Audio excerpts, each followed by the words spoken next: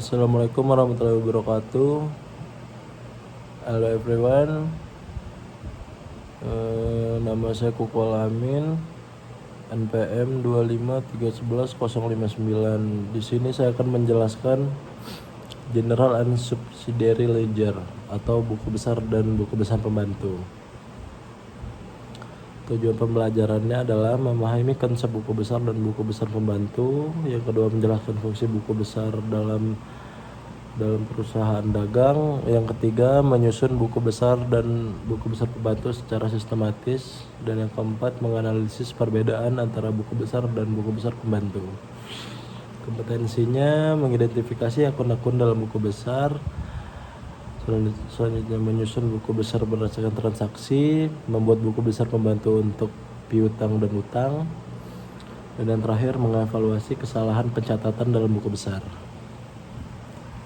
General Ledger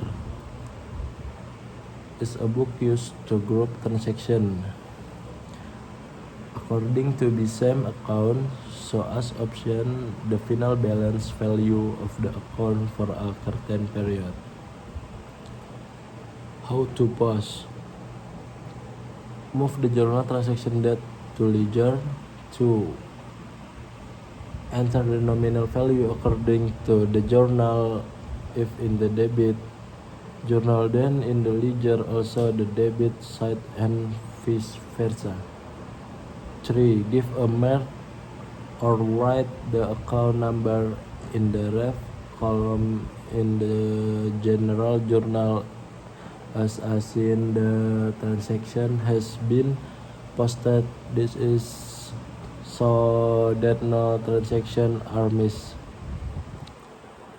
4. The ledger is sum of debit and credit, write the balance on the similar side so that the debit and the credit are balanced. 5. The balance of each account is entered into the trial balance.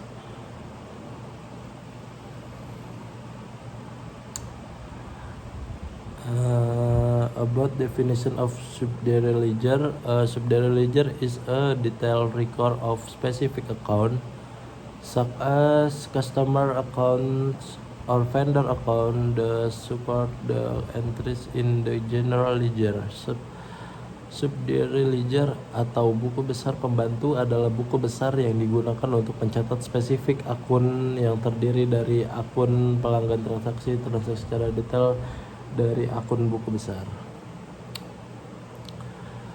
Buku besar pembantu hutang, account payable subsidiary, berfungsi sebagai tempat mencatat perubahan hutang kepada kreditor secara individual sehingga merupakan rincian dari akun hutang dagang dalam buku besar umum.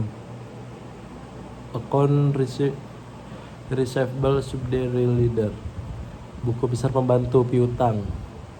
Account receivable subsidiary ledger berfungsi sebagai tempat mencatat perubahan piutang atau tagihan kepada debitor secara individual sehingga merupakan rincian dari akun piutang dagang dalam buku besar umum.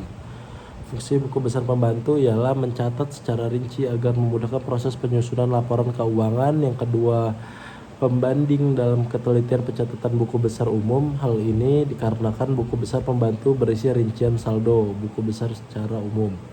Dan yang terakhir, mempermudah pencarian informasi mengenai jumlah akun dari pihak terkait. Perbedaan general dan subgeneral. Pengertian: buku besar adalah buku yang mencatat semua transaksi keuangan perusahaan secara keseluruhan.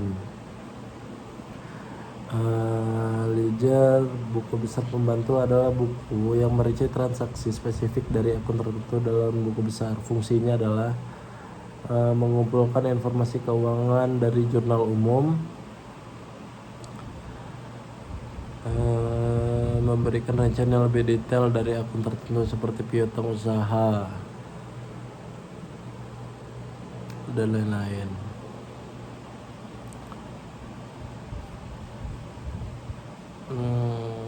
Sekian dari saya presentasi hari ini. Wassalamualaikum warahmatullahi wabarakatuh.